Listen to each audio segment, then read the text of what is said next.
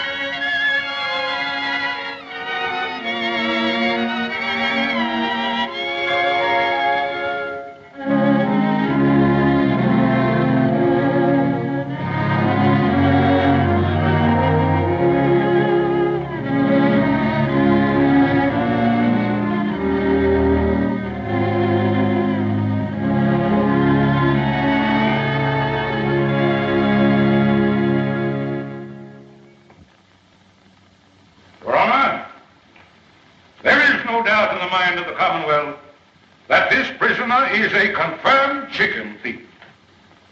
He has no place in this God-fearing community. He is a vagrant.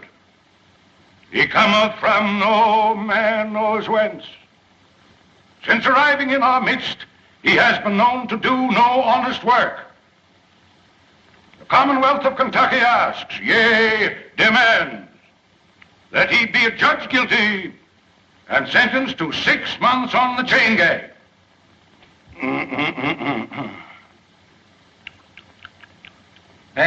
Hey, boy, wake up there. Sheriff, wake him up there. If anybody's going to sleep in this court, it'll be me. Hey, wake up. Come here, boy. There. Come on over here, right there. What's your name? Jeff Poindexter. Poindexter? Yeah. Who gave you that? Mr. Riley. Ranny? You mean Major Randolph Poindexter from down at Pine Bluff? Yeah, the Pine Bluff. Well,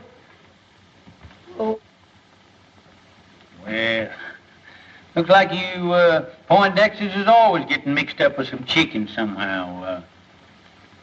Hey, Sergeant, it seems like I recollect you and Major Ranny having some connection with the flesh of the fowl at one time. You're good if we didn't. You know, Major Ranny was the fire-eatingest soldier that ever chased a yank up a tree. You know, Billy, you and me pretty near starved that day when we went foraging for a snack after the Battle of Chickamauga. Chickamauga? No, it was the Battle of Kennesaw Mountain. There's no such a thing as Chickamauga. Oh, you're both wrong. I'm not wrong. It was the summer of '63, and we were just outside of Nashville. No, Billy's right. I remember. For wasn't I there with you? Your Honor, the Commonwealth objects to this digression. Now, Senator, you know, now the point is that the Major, he acted the part of a gentleman and a soldier, and he removed the temptation from out of our path by eating up all the fat hens in the whole bunch and leaving us nothing but a lot of old skinny Dominic roosters. You remember, boy? Come to think of it, Billy, they were Plymouth Rocks. There was no such a thing that was Yankee chicken. There was Rhode Island Red. I know, because I could touch the Plymouth Rock. Yankee was Rhode Island Red. Your Honor! Dominic. Your Honor! It was Dominic. Is this a court of law? I know that. I ask you, is this a court of law?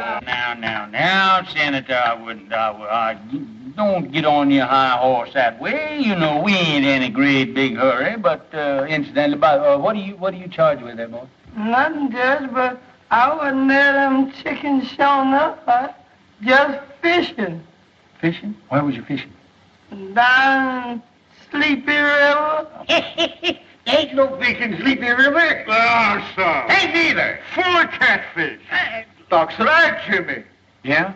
Sure is, white folks. I catch bullet catfish in there that long. There's your proof he's lying. Here, come here. What do you use for bait? Oh, I got a hunk of beef liver. Beef liver. Yeah, I take the That's beef good. liver and put it on the hook and chunk it out there. Let them have the first piece for nothing, see 'em. Then you put some more on that and chunk it out there. And then they think they're going to get that for nothing. And you catch them long as you got the liver. And I go down there all the time and I don't care nothing but that liver. Right, just but it's doing coming on. Yeah, I remember. Oh, down there. I bet it must have been how long? Yes, sir. I told him that the other night. I got to take down the judge's clothes. Got to take 'em in the house. Yes, Lord. Got to get out that old ironing board. Fix 'em up for the judge to wear. Yes, Lord. That's what I was going to do. Praise the Lord, Mr. Room. Is you a hand or is you ain't? Hi, Aunt Dilsey. How come you here? The judge say you up there at that college learning to be a lawyer, man. Aunt Dilsey, I got stomach trouble. Lord help you, white child. What them Yankees been feeding you? Not a darn thing. That's the trouble. What have you got for supper? Mr. Rome, you stay here. Us was going to kill the high-stepness rooster in the yard and a great big bowl of milk gravy and grits. And waffles? Don't you worry none, honey. You's home now. Mr. Rome's home. Mr. Rome's home. Mr. Rome's home. Hey, Uncle Billy! Get that baby. Hiya. Well, if it ain't wrong. Well, salt me down. What happened up there? Did them Yankees kick you out of that law school, huh? Sure they did, with a diploma. You're now looking at a full-fledged member of the bar. Let me look at you. Full-fledged, my gizzard. Yeah, lawyer. You know, you better get your britches half sold, because you're going to sit around a long time before you get your first client. Well, I don't mind, Uncle Billy. You know what happened to me before I got my first client, don't you?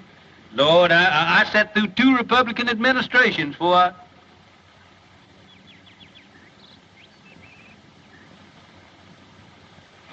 Who are you playing? Oh, I'm just doing a little practicing here for the championship. I got Jeff here. He's doing the retrieving for me. Me and Herman Felsberg is going to play against Jimmy Bagby and Doc Lake. 2 of them balls down there, will you, Jeff? 2 again. Mm-hmm. Remember the last time? I'm going to show you what had happened to Jimmy Bagby now. If he's, just want to show you how far I can... Ooh, look at... Look at them Yankee shoes you got on there, Jeff. Look at that. Yes, I never seen shoes with buttons on them before. I seen pants, but... Oh, say, that's fine. Oh, just take your button shoes with you and just step that off and see just how far it is. All I right, think that's Uncle about Bill. a record. 1, 2, 3, 4.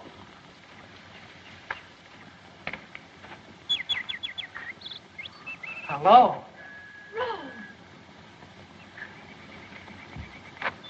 Glad to see me? Why, I thought you were still up north. I got in this morning. How'd you know I was back here? Well, I didn't, but Uncle Bill... My, you look pretty with those things. Isn't this a lovely spray? Mm-hmm. Now, young lady, I want to ask you a question. Please let me down, Rome. Miss Gillespie, will you please tell this court why you didn't answer my letters? I've got to go in. Really, I have. Now, tell the truth, the whole truth, and nothing but the truth, so help you. You know why. All I know is that you've changed since I went away. Well, that isn't it, Rome. It's just that we've grown up.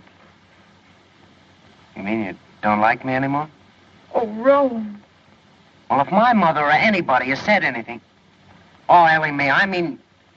Well, I'm old enough to choose my own friends. Please let me go. We've got to get this thing settled once and for all. I've got to go in, really, I have. All right, then, I'm coming back tonight and find out what it's all about. You can't. I have an engagement. Who with? Fleming Talley. Well, how about tomorrow night? Oh, Rome, it's no use. All right. That's the way you feel about it. You can sit right there till we understand each other. That's all right, that's all right. We don't need no more practice for them old men. Besides, that exertion calls for a julep. Yes, but you gonna wait for that young gentleman for you. Wait for him? Unless young folks has changed since I was skirmishing around. He won't be back for quite a while. Just look at that goat. Ain't that a pretty sight? What, that goat? There ain't nothing pretty in the world than two young folks in love in the spring. Do about that goat. Oh, goat, my Lord. Ain't you got any sentiment? Ain't you got no girl? Wasn't you ever in love? Tell us stand around here talking about a goat or something. But your mint, What about my mint? that goat in your mint bed. It's in my mint bed. Get Where? out. Yeah. Acting like you starved. I bet you hungry, too. Don't look. Why, William Priest, Oh, hello, Carrie. this is a fine how do you do. What will the neighbors say? I'm ashamed of you. What's ailing you now? That gum goat come in here and eat up my mint bed there. I bet he must have been the ruination of 1,000,000 juleps. You and your precious mint juleps. A circuit court judge. Where's your dignity? Dignity? I don't reckon the Priest family will ever have to worry about dignity as long as you're alive and kicking. Well, it's a good thing somebody in this family has pride. I always told my brother when he married you that he saved the family name. Well, if he were living, he wouldn't be fooling around the front yard with a goat. That's not what I came for. Have you seen Rome? Oh, Rome? Rome? Oh, appears like I did see that son of yours around here a while ago. I expect he's downtown, though, now. Strutting around, showing off his button shoes. Now, don't you play possum with me. As if I didn't know you'd been encouraging that girl over there to set her cap for Rome. Carrie. If I didn't know that you had the biggest heart of any woman in the world, I'd think you're the most suspicious creature that ever come down the pipe. Never mind that. You come up on the porch. I want to talk to you.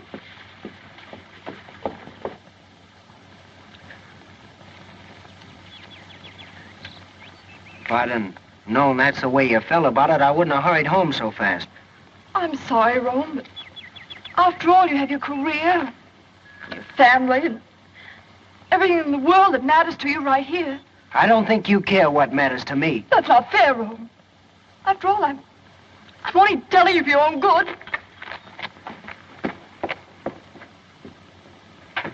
William, I'm not a woman to beat about the bush. This business of Rome and that girl next door has got to stop. What do you got against Ellie Mae?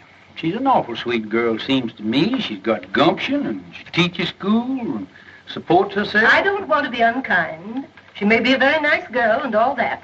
But after all, Rome is one of the Kentucky priests. And the name of priest means something in Kentucky.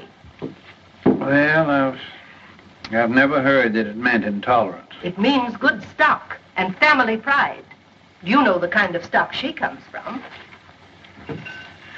Yeah, her ma come to this town penniless and died, giving birth to Ellie Mae.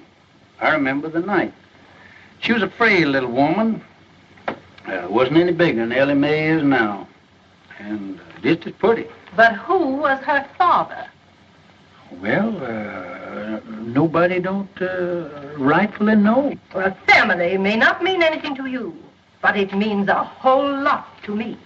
I'm not going to have my grandchildren come into the world under a cloud. You haven't by any chance picked Hod Maydew as their grandpappy, have you? Oh, I know you've never liked Senator Maydew, but you can't say anything against his folks. They've got money, They're an old family, and Virginia's a lovely girl. She's always been crazy about Rome. He could do a lot worse. Well, I guess me and Rome, we ain't got anything to say about it. I knew you'd come around to my way.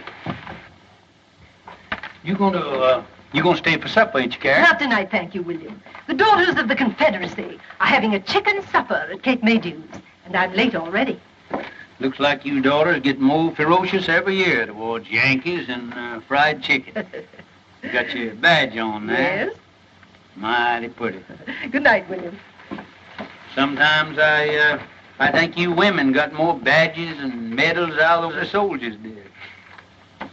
Good night, Carrie.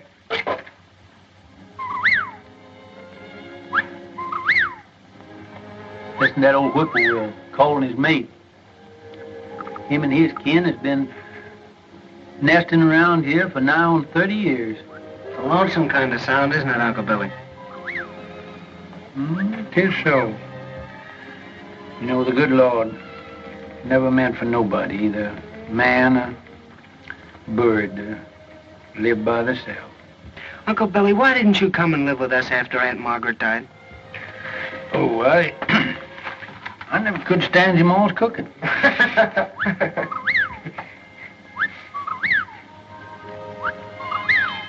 Oh, fine swing over there on that other porch. I wouldn't be surprised if they ain't a pretty girl sitting in it now. She's got another fella tonight. Ellie Mae sure is pretty. Fella gets her will certainly have to do some prancing, he can't sit around and look glum all the time. There he is now. Who? That Flem Tally. The barber? Yeah. Gives off a poor shave. Whoa. Whoa, Bert.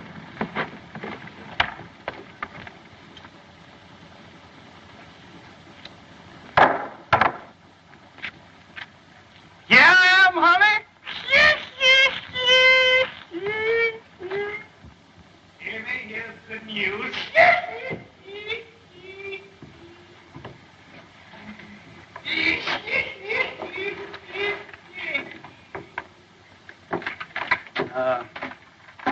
Son, there ain't nothing will get your mind off women folks like work. Will you run back in my library there and get my old Kentucky Code of Statutes? It's an old calfskin book up on the top shelf there. That gets me, that brand there. Long years, I'm just gonna see if I can't stop him. Gabby Rives and Joe Herringer, you know, the boys that work for me down at my barber shop. Well, they comes to me tonight and wants me to go over to Old Town. Some high-flying gals over there. But I tells them no. I can have all the fun I want right here at home. Now, guess who I was talking about? Couldn't I make you some lemonade? Lemonade? Sure, honey. And I got something to sweeten it with. Right out of the mountains and kick it like a mule.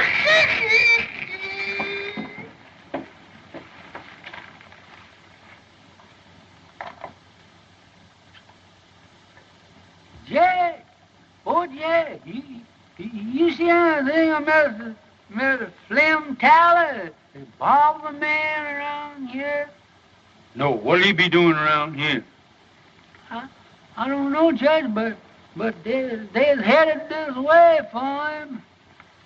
What are you talking about? Who's they? Some lady's pappy in a 2-barrel shotgun. He said Mr. Tally's been messing around. He sure is in a killing mood. You mean that he's going to annihilate him? No, sir. He just going to shoot him. That's all. Well, there ain't a thing that I can do about it. My job don't stop until they've got him all laid out in the morgue, full of buckshot, cold and dead. and ready for burial. Then I steps in. But you, Judge, you the law. Oh, I can't do a thing about it, as I said before, until the shooting is over. And then I'll certainly see that the murderer gets a fair trial.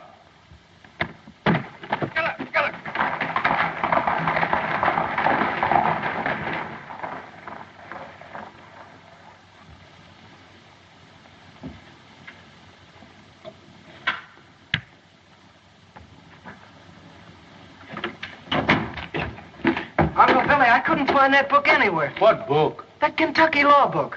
Oh, maybe I didn't have one. Ellie Mae's waiting for you over there. What? How do you know? Are you sure? Now, don't be standing here like a jaybird gawking when I tell you she's waiting. Go on out of here and go.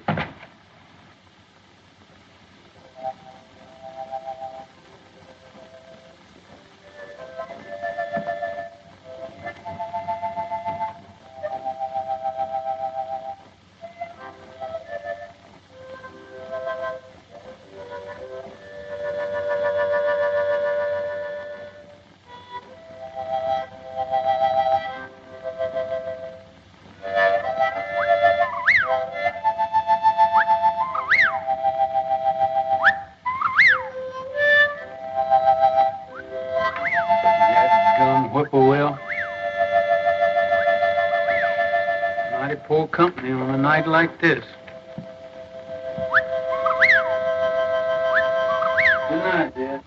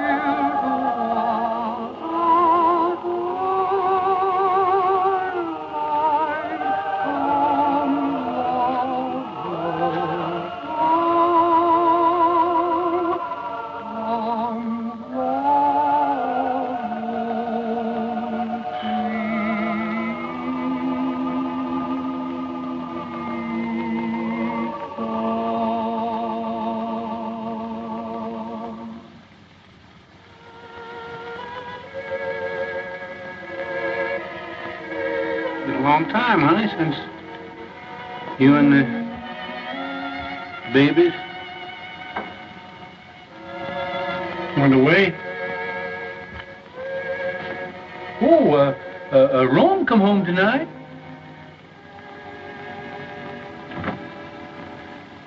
Little Robert E. would have been, he'd have been just the same age as Rome is now.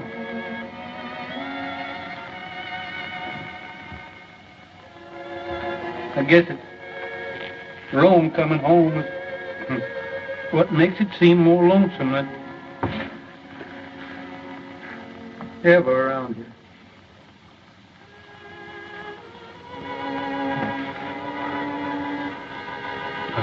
Honey, you know that fella that he enlarged that tin type, he sure did a pretty job. I wish you could see it, honey.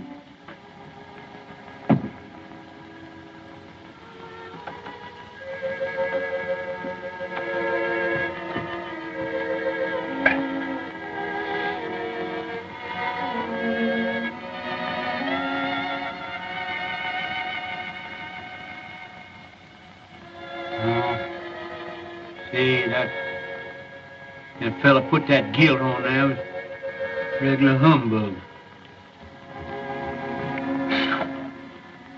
get that fixed.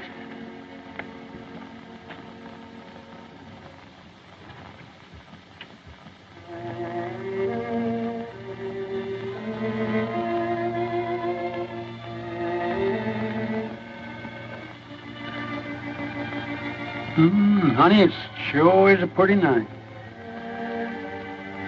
Been an awful late spring. But I don't know when I've seen the flowers looking better this time of year.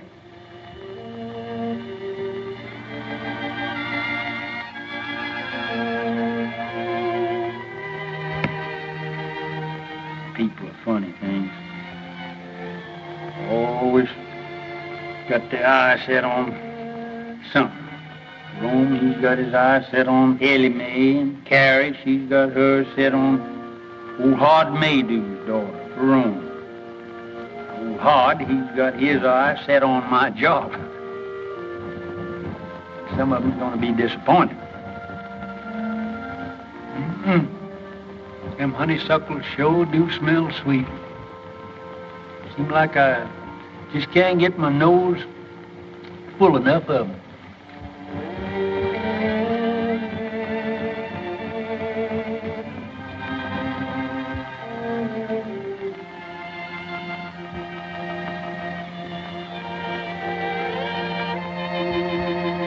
That burn, honey. There's Bob Gillis over that grave.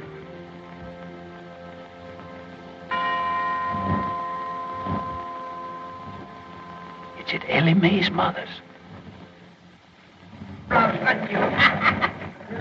You're a pretty boy, though. There you is. Hi, Jimmy. Hello, Billy. What are you doing there?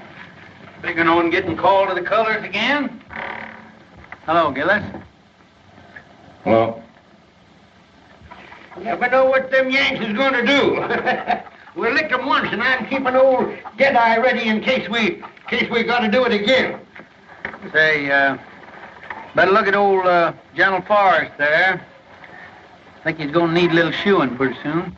Well, I'm mighty busy right now, Billy, shoeing them two horses over there. Hey, Bob, we better take a look at the judge's horses, some of them.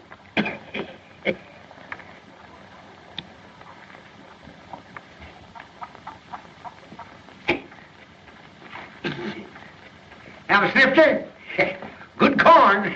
You can smell the feet of the boy that plowed it.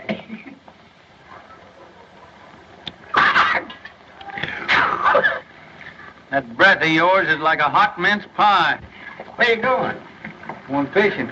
Sleepy River. Sleepy River? Why don't you fish in the trough there? Need shoeing? No, all right for a while yet. Say, bad scar you got there. Bullet? Yeah. Get that in war? No. Folks say you come from up north. Must have got that up there.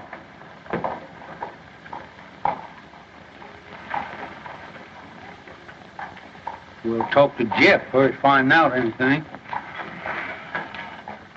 Hey, wake up here. Somebody come along, steal a horse, and leave you sitting here holding the line.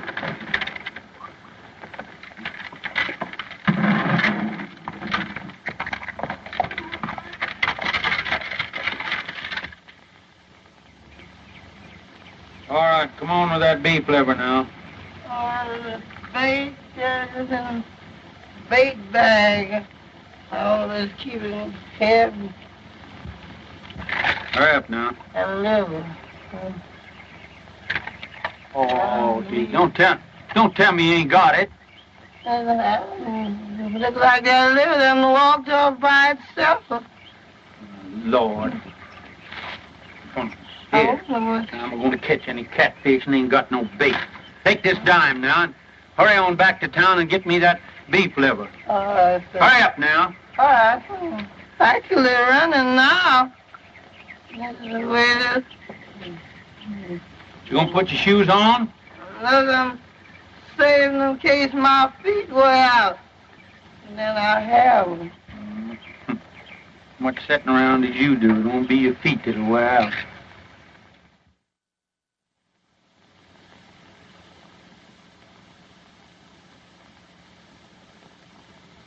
Master Jesus wrote me a note. He wrote it on the wall. He tell me to put on my Sunday clothes, for he's coming to fetch me soon. Master Jesus wrote me a note. He wrote it in a star. Say he gonna wash me white as snow. Though I be as black as tar. Because I got a hat and this good old pretty vest hanging up in there doing nothing. Fine crab. Well, plague take you, I thought I told you to stay away from that Yeah, vest. but Judge, it got hung up on Yeah, you got my coat on there, too. Yes, but this old skunk coat. Skunk coat? I mean possum. What do you mean, possum? Rabbit. Rabbit? Say, listen, every inch of that is raccoon. Better be raccoon. I took it off a rich Yankee. Now you get in there and put them things away from there. Better get on over at that festival there. Dilsey might be needing you, too. How are you, Judge? Just Oliver, Evan, just Oliver. I'm afraid it takes ice cream and cake to get you old soldiers out of it, Judge. Yeah, if the Lord ever gets in a jam, why, he knows who to call on. That's right. Going to church isn't everything there is to it. Evening, Senator. Good evening, Reverend. Good evening, Judge Breeze. Good evening, Hart. As one of our best churchgoers. Yes, it's surprising how far some men will go to get a few votes. Too bad we didn't get rid of him and get him off up to Congress there after him spending that term in the state Senate. I understand he thinks you deprived him of that honor. Me? Great Democratic Party and Thomas Jefferson. Evidently, the senator doesn't see it that way. Tell me that his cases in your court have taken on the appearance of a personal feud now that he's a candidate for your job. Oh, I wouldn't say that, Ashby. But I am going to have to get out and do some mighty tall electioneering, you know. Hart he's a spellbinder in a silver tongue from way back. I'm just an old country Jake who kind of a baby kisser. I ain't got much to offer the boys in the way of rhetoric. I understand he doesn't approve of your grammar. My grammar. First thing I learned in politics was when to say ain't.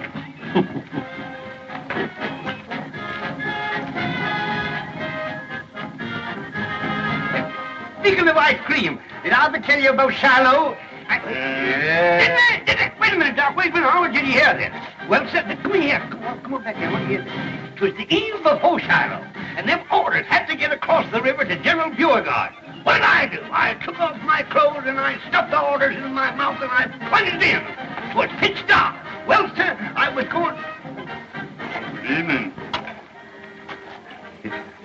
Swimming again, Jimmy? Where was I? Right in the middle of the river. Yeah, yes, sir. There you're swimming and 12 miles to go yet. And there I was, swimming and swimming, diving under and around Yankee gunboats all around me, surrounded by Yankee gunboats, and me dodging them right in... Gunboats? Yes. Putting them gunboats in there is a new tax, ain't it, Jimmy? Now, Rome. Now, don't you young people think you have to entertain us old folks? That's right. Run along now. They're getting ready for the candy pull. Perhaps Rome has other plans. Oh, no, he hasn't.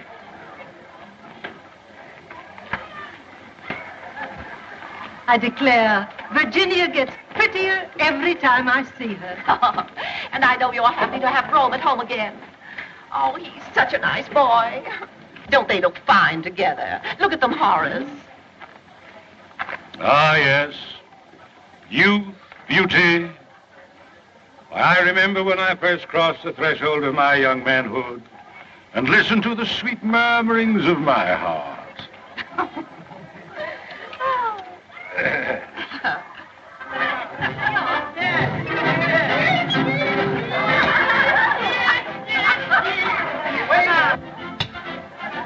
Double portion, please. You have a full portion there. Oh, but we can pay for it. Can't we, Ro?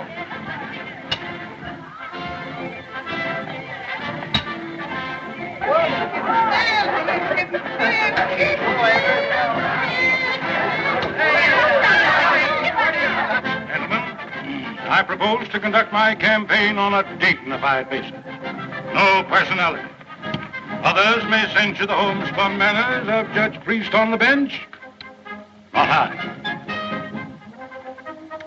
Others may question the methods by which he has held political control of the county for a quarter of a century. Not I. Oh, gentlemen, merit alone will count in the forthcoming election. Where have you been keeping yourself, Ro? I think you've forgotten where I live. Nothing like that. Mother and Daddy are always teasing me about you. I tell them you don't care anything about me. Bet you have a girl up north. Well, even if I did have, haven't you got every boy in town on your string? Oh, those stick in the mud. They make me tired. Besides, I've been waiting for somebody else.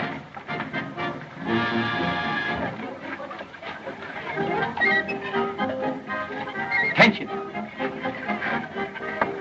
Say, what's the prettiest gal at the festival here, moping around back here by herself, huh? You want some taffy, Judge? I ain't much of a taffy puller.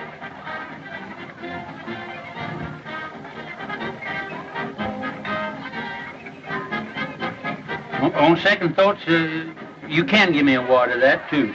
All right, put the butter on your hands first.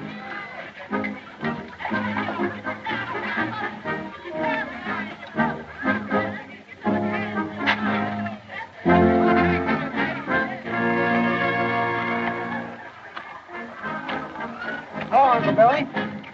Oh, no. You ain't doing that right. What's the matter with it? Here, let me see your hand. You ain't got no butter on there, no wonder. Here, let me show you. Here, put mine in here. Let me show you. There. Go on up there, run on up there and put some more stickum on your hand there. Go on, right up there. All right, Uncle Billy. That's it. Now, here, put that right over in there now. Now, here. Now, that's the thing. Candy pulling, you got to keep your mind right on it, right on it. Look at that's how you're getting it all on your hand. Keep your mind on what you're doing there now. Lord, you pulling candy with champion candy puller of this neighborhood now.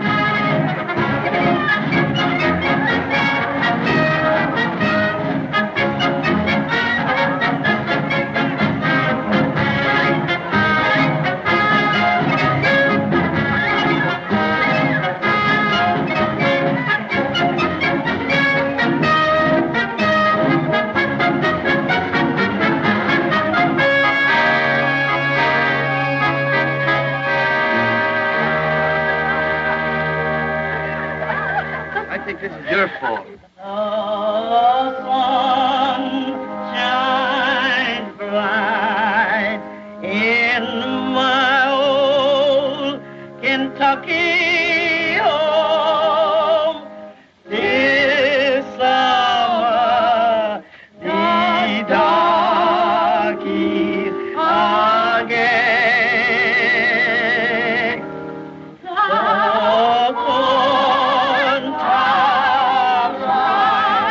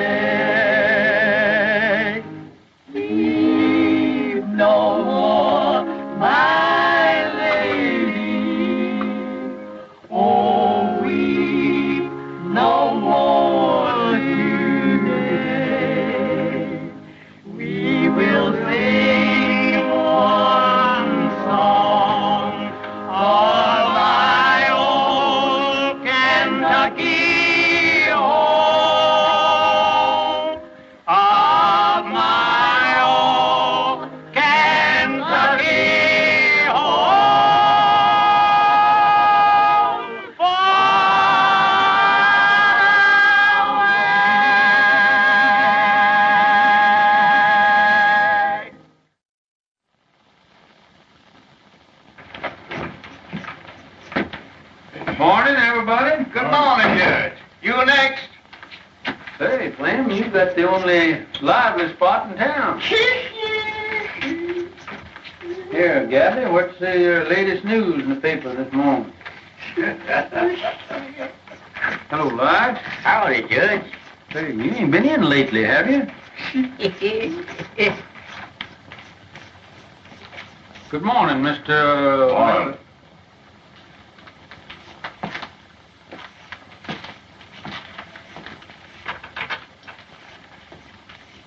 Nice day. Yeah. Oh, Flem, here she comes.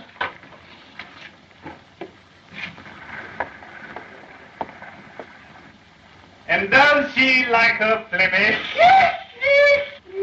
Hey, Flem, when you two getting hitched? Don't know it. I heard nobody talking about marriage. You ain't scared of no shotgun wedding, are you? Not as long as she ain't got no paw.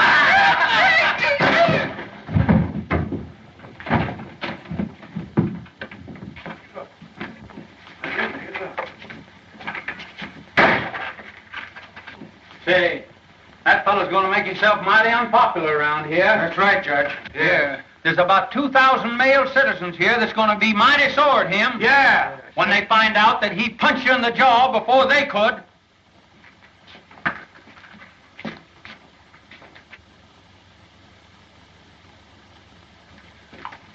Yes, he's going to be awful unpopular around here.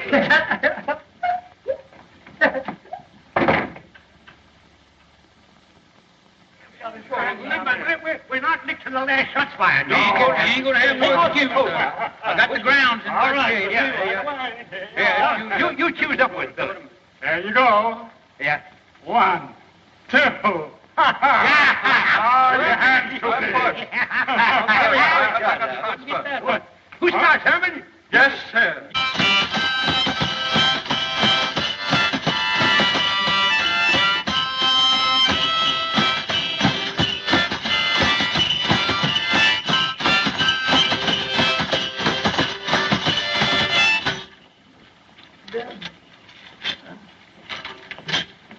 My wife and I live all alone in a country called our home. Don't put enough in that, just like more than that.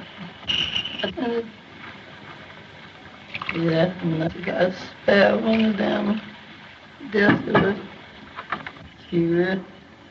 I ain't trying to tell you what to do, but I just like always think somebody trying to. Hey! Cut them monkey shines. How you expect a judge to win that croquet game with no solace in his stomach? Hey, Desi, you done forgot the jug. The jug here. All right, you can't say I never told you now. Leaving somebody here with all this stuff. I bet she gonna blame me for... Don't see you around much. No. Trying to keep to yourself, don't you? Yeah.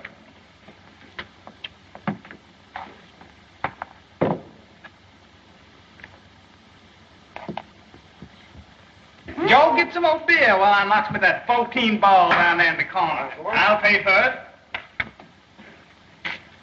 Hey, Flem, Gillis is out there. Yeah? Yes. Come on, let's get it. Don't hold your horses now. He'll be heading to you in a minute, going home. Fellas with me? Sure. Sure with you.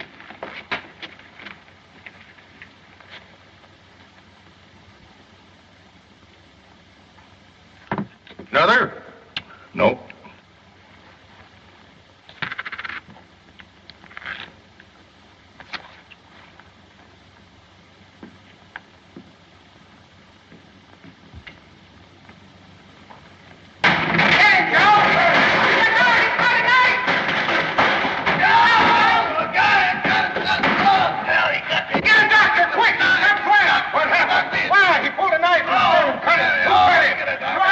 He cut Flem. We saw him. With the knife? Yeah, we saw him do it. Look at that. Cut it.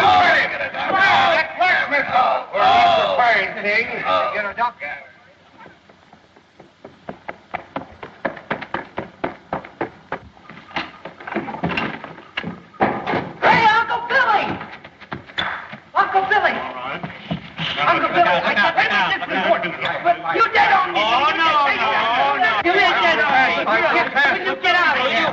man, you are already out of the game. You're out. Get out of here. Oh, no. Go on. Yeah, get away. He missed it. Rome, please, will you? Wait till this is an important game here now. Keep still. We're censored. Let me talk to you. Golly, I don't see how the South ever lost the war with a guy that could argue like you did. Uncle Billy. What is the matter? You've already made me lose the game. Uncle Billy, I got a client. Oh, well, who is it? What's the matter with him? Gillis, you know, Mr. Bagby's man. Huh? What's that, Bob Gillis? What's he doing? He cut up Flem Tally. Yeah? And right after he gave himself up, he sent for me. Well, I'll be kicked by a mule. Did he cut him bad? Well, I can't tell yet. Gee, Uncle Billy, he sent for me. It'll be the biggest case in your whole court session, and I'll be defending him. Well, I wouldn't gloat too soon now. Oh, don't you worry. Hey, Ellie Mae! Hey, yeah, I'm going to get down to the jail and see what that fellow's got to say for himself. I'm going to see Darn robbers, they robbed us out of that, Herman. Now, you better get on down there with me because you're liable to get a chance to go as bail. Ellie Mae! Yeah. Ellie Mae, I got a client. Oh, Rome, I knew you would. Come on over. I want you to talk to Uncle Billy and tell you all about it. That sort of novelty, Herman, the barber getting cut up. Whoever cut him up couldn't have cut him much if they used the barber's razor. Where's Rome? I won't have it, that's all. He's getting mixed up with that kind of people. Oh, what's he done now? Well, he's done enough. Mother, what's the matter? Something wrong? If you're in the habit of discussing your affairs before strangers, I'm not. Well, Ellie Mae's not a stranger. Excuse me, Rome, I'll go. No, wait. All right. I have nothing to hide. Carrie, what's the matter? Have you been out in the sun too much? You shut up, William Priest. I hold you responsible for everything that's happened. Are you going to defend that man? Mr. Gillis?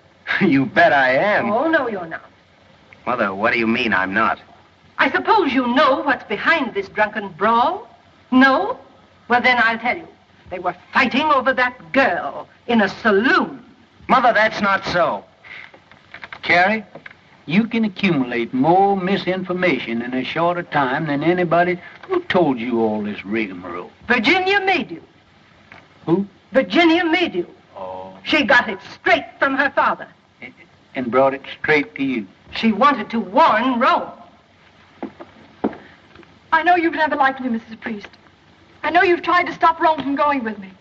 And I know you think I'm not good enough for him. But let me tell you something. If Rome were half as mean as you are, he wouldn't be good enough for me. Well, of all things. Carrie, looks like you run second. Oh, no, I don't. If Rome's father were alive, he'd back me up. Rome's already got himself talked about all over town with this girl, and I'm not going to have him publicly defending her in court.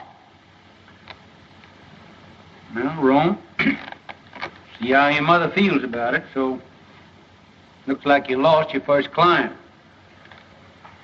It's certainly hard to get, too. No, Uncle Billy, I haven't lost anything. Rome? Mother, I think I'm old enough to know my own mind. I said I'd defend Mr. Gillis, and I'm going to go through with it.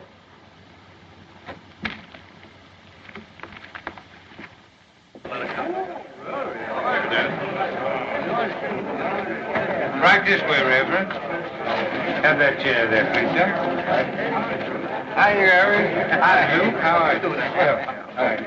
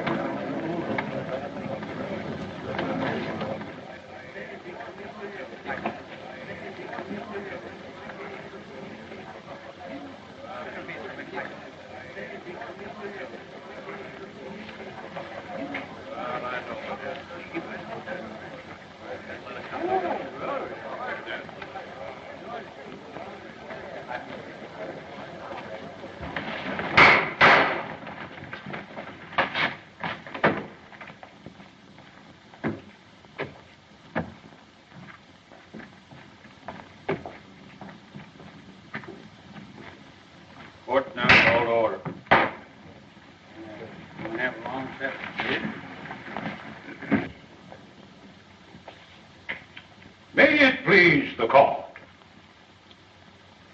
I would point out that for many years, a political and personal difference has existed between your honor and myself. Now that I am a candidate for the exalted office which you have held for so many years, those differences have reached a point where, for the protection of the people, I must demand an impartial trial judge. Perhaps I'm getting deaf, but the fact had never reached me before. Are you insinuating that you won't get full justice in this court? I maintain that my language was sufficiently plain for any comprehension, however obtuse. But I will make it even franker. I charge, in the presence of two witnesses, you took sides with defendant Gillis in a prior attack upon this plaintiff. I've been sitting on this bench for nigh on 20 years, and nobody has ever asked me to step down. I'll file an affidavit of prejudice.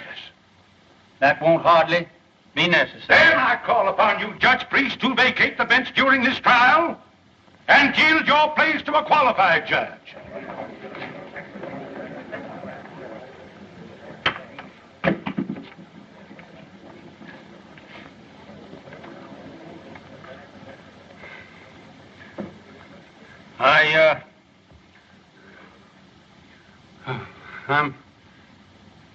I'm not denying, Senator, that you kind of took my breath away. I guess I had just sort of got the habit that I was took for granted here on this bench. Gosh, I was pretty near raised in this courtroom. When I quit fighting, 65,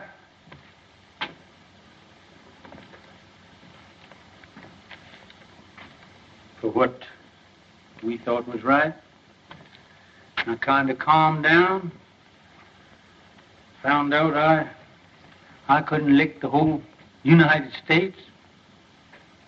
I come back here to my hometown, and I put up my shingle. It wasn't long before I was sitting on that bench.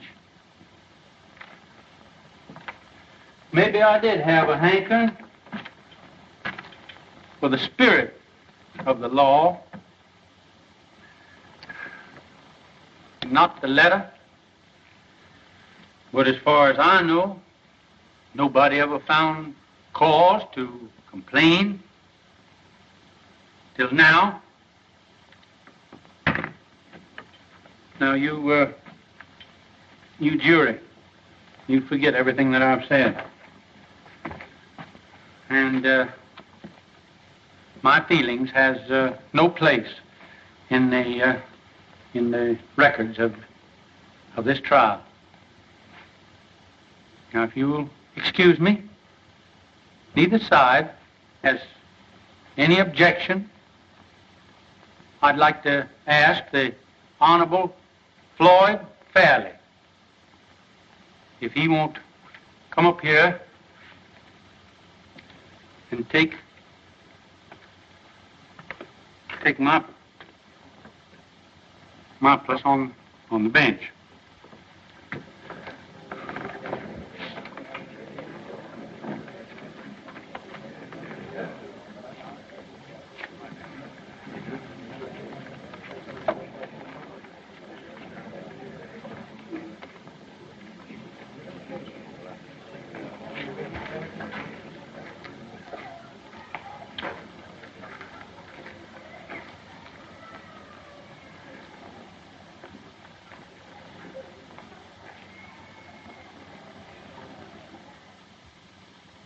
Well, what happened then?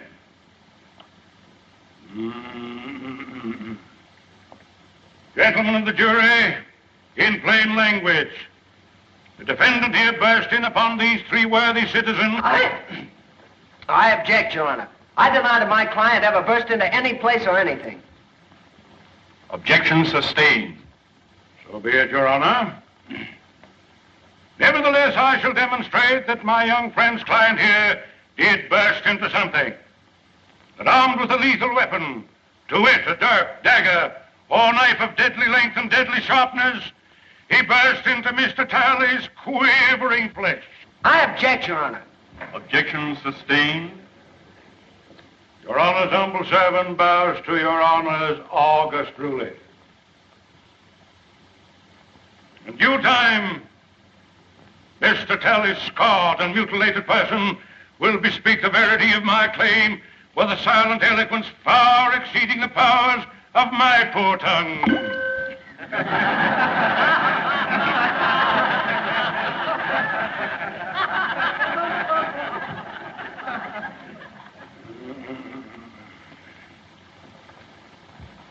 We was playing bottle pool when he come in and attacked at me.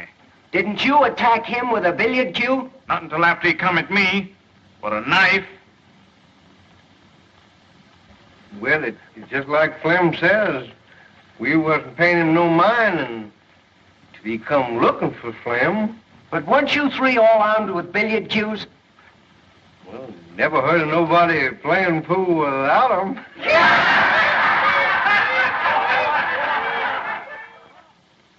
It's just like Flamin' Joe says. He come in looking for trouble. You don't like the defendant, do you? Who does?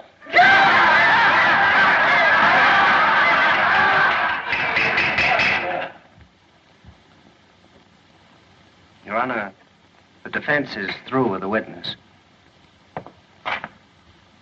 I should think my young learned colleague would be glad to be through with the witness. Your Honor, the prosecution rests.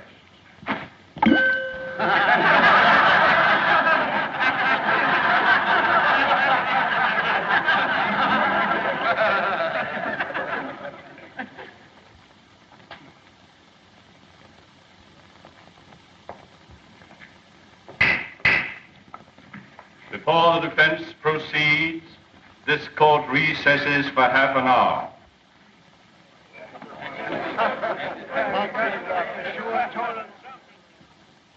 I don't know why you did it, Mr. Gillis. The Judge Priest told me what happened in the barber shop. Oh, you've got to tell the jury. They'd never convict you in a million years if they knew you were defending a girl's name. Don't you see? You can't think of me now. You've got to think of yourself. Look, Mr. Gillis, I don't want to bring Ellie Mae's name into this thing any more than you do. But she's right. They can give you 10 years for assault. And the way Maydew's working on the jury, they'll give you the limit. Oh, you've got to tell the truth, Mr. Gillis. Don't you see? You've got to. I ain't going to tell him anything.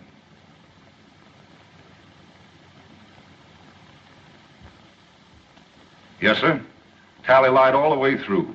And Herringer and Gab Ride, they lied too. It was 3 against 1 in Billy Gaynor's back room, and it's 3 against 1 in this here courtroom. Have you ever been in any other cutting scrape in town before? No, sir. That's all. One moment.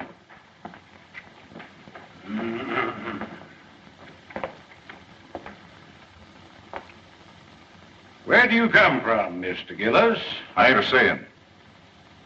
You aren't exactly what we Southerners would call a sociable person, are you? I mind my own business. Precisely. Except when you go looking for trouble. I don't go looking for trouble. But I ain't the one to run away from it. How long have you had a grievance against Mr. Talley? We had a run-in a few days before he jumped me. Oh, a run-in, eh? And what was this run-in about? Well, come on, tell the jury. What did you hate him for? I ain't a saying. Then you didn't have any reason for knifing. I didn't say that. Well, make up your mind. Why did you hate him? I ain't a saying. Your Honor. Anything further? That's all, Your Honor. The defense rests.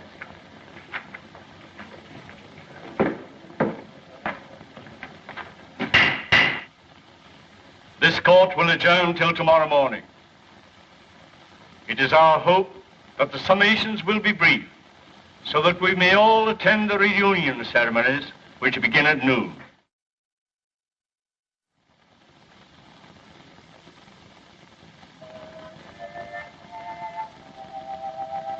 Well, then,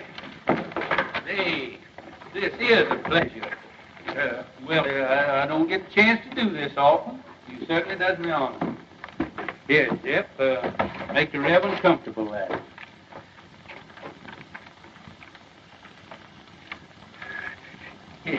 It looks like you kind of caught me red-handed there. Well, could I, kind of inveigle? Been a long, tiresome day, and it's mostly mint. No, thank you, William. I appreciate your sympathy. You know, I kind of thought that you'd be working on your Memorial Day address for tomorrow. Now, that'll take care of itself. What I'm worried about is this poor devil of a Gillis. You know Gillis? My trade takes me into queer quarters sometimes. Well, I feel just as sorry for that fella Gillis as you do, but I'm plumb out of it. Hart got the best of me. He sure did. Case is closed. It's all settled. I don't think Hart will, he'll be fool enough to reopen the case for nobody or nothing.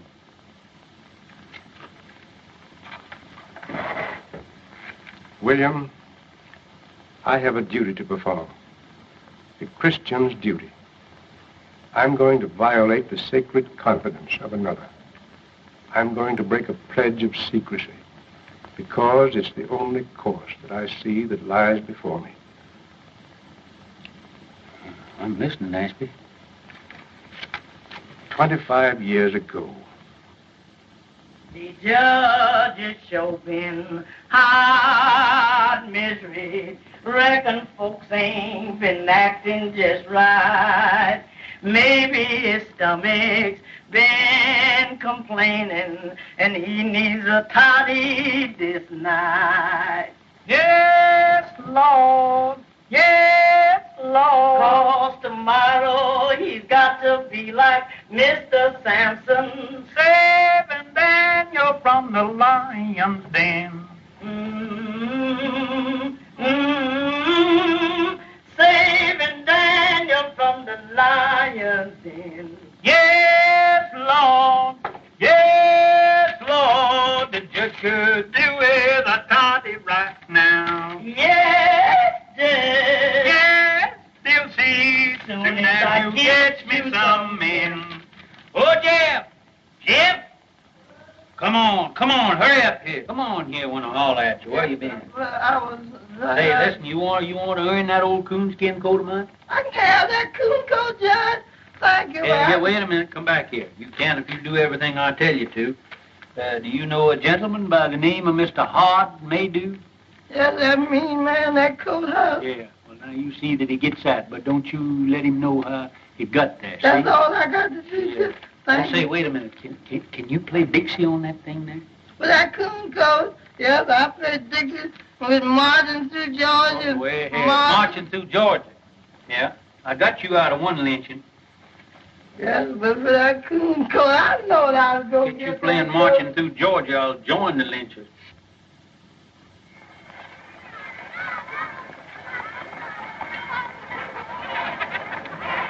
Hello, children. What do y'all got in your basket? Oh, the chicken. Well, that's just what I got. That's what the judge like.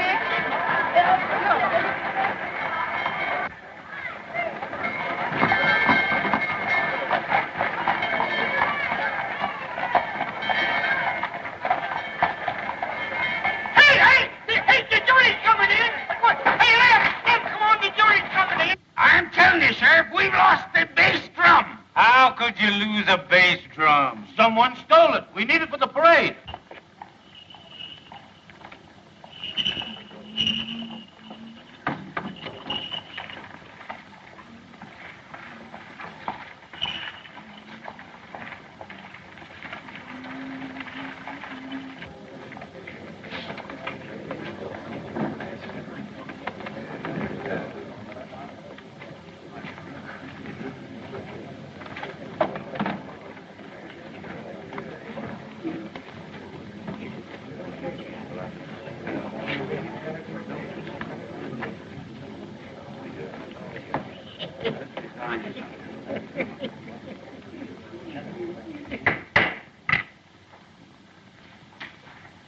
You may begin your summation, Mr. Prosecutor. May it please Your Honor. Since adjournment yesterday, certain information has come into the hands of the Commonwealth, which, in the interest of justice, impels me to reopen the case. The Commonwealth desires to recall the defendant Gillis for further cross-examination. Very well, Mr. Maydew. Proceed. Robert Gillis, take the stand.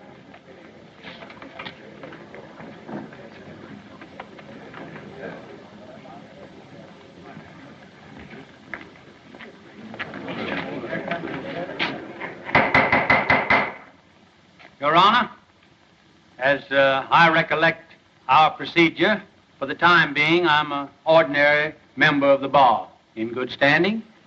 Not ordinary, sir, but absolutely in good standing. Thank you, sir. Thank you kindly. Then I have the honor of announcing myself as Associate Counsel for the defense. Seeing as the case has been reopened,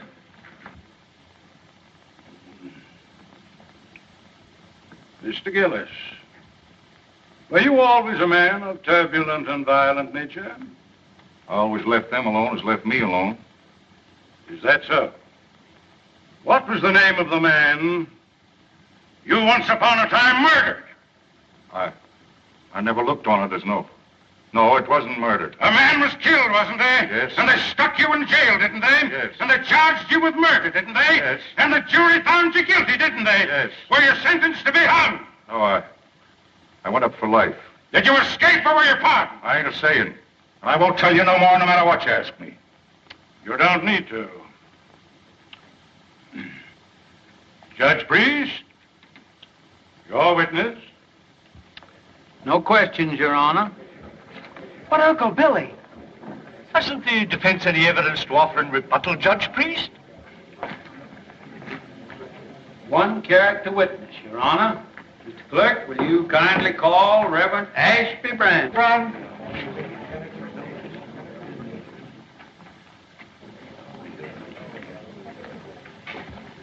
You solemnly swear to tell the truth, the whole truth, and nothing but the truth in the case now pending in this court? I do.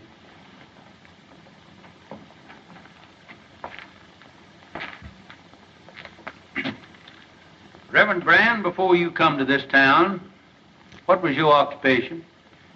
In my early manhood, before I took holy orders, I had the honor to be a captain of artillery in the late war.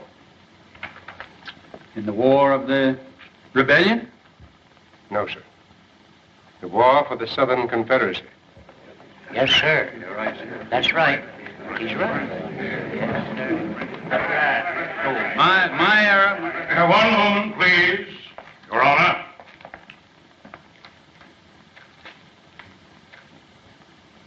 I yield to no man in love and everlasting devotion to that sacred lost cause for which my people fought and bled.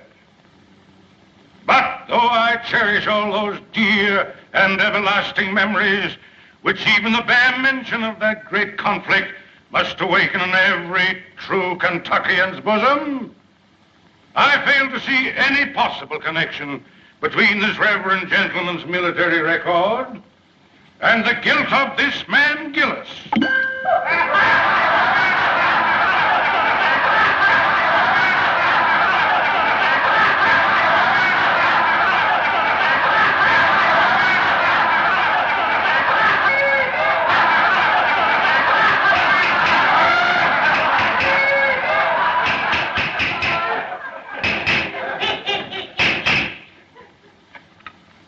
I think the court will commit no grave legal error by allowing a minister of the gospel to tell his story in his own way.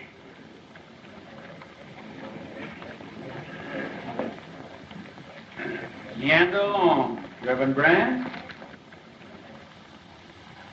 As many of you know, I am a Virginian. On the day my state seceded from the Union, I enlisted. I was a private in Penn's Virginia Battery.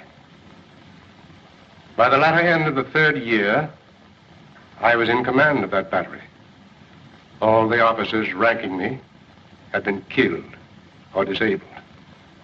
We lost heavily at Chancellorsville. And at Fredericksburg, we were almost wiped out. We kept our field pieces. We kept our pieces until the end. But we had not sufficient men to man those guns, nor anywhere to turn for more men. There were no more men left to come in. The Confederacy in '64 was robbing both the cradle and the grave for cannon fodder. Well, sir, I got temporary leave and went to Richmond to see our war governor. I said to him, "Sir, I've come to you to ask for men to serve my guns."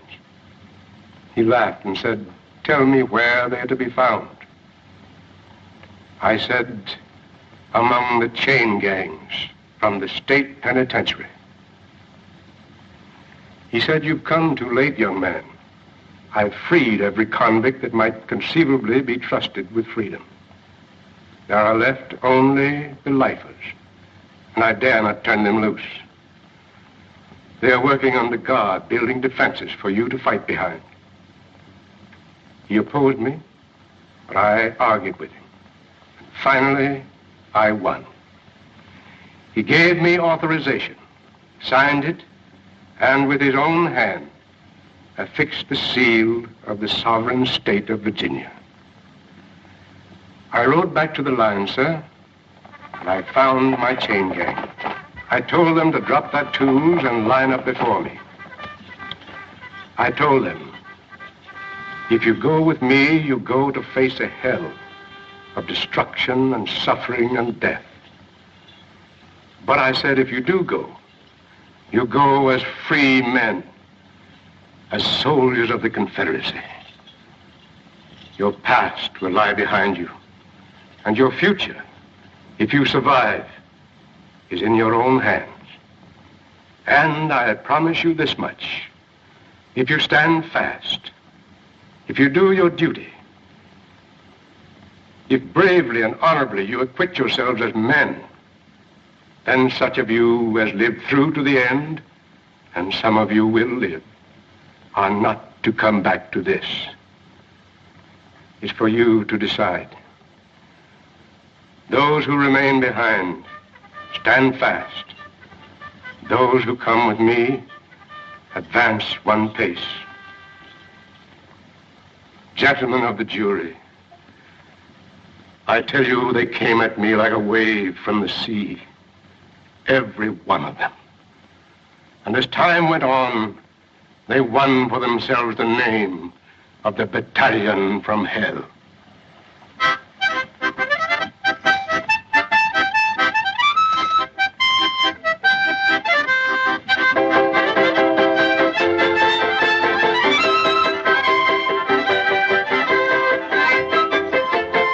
Those men, those felons, with the scars of their shekels still on their legs, they fought for the South like men, none better. And they died like men, most of them.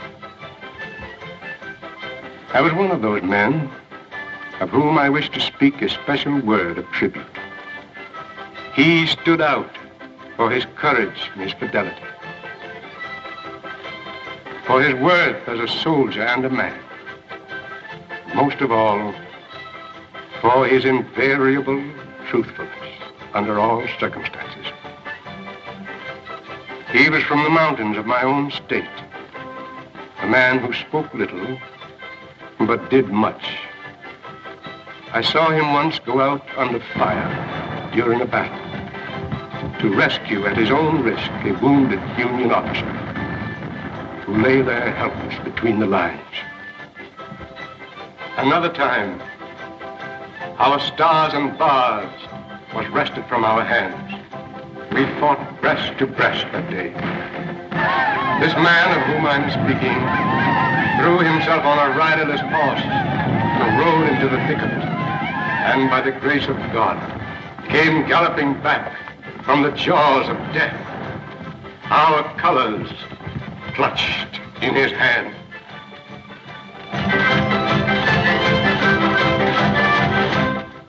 And another day, when every man who served his gun, excepting him, was down, I saw him when the Union infantry charged, sitting astraddle his useless gun, and with a rammer for his only weapon, waiting for the enemy to come within reach. The countercharge from our infantry saved him.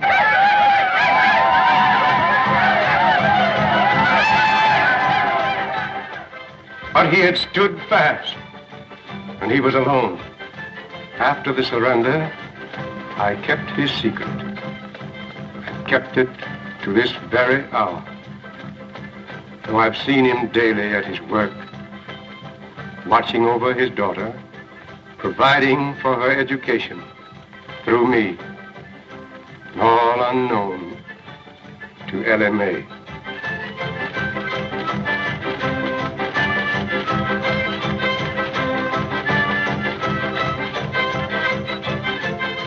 Gentlemen, as a soldier, I knew that man as Roger Gillespie. You know him by the name he now wears, Robert Gillis. Hooray for Jeff Davis, the Southern Confederacy, and Bob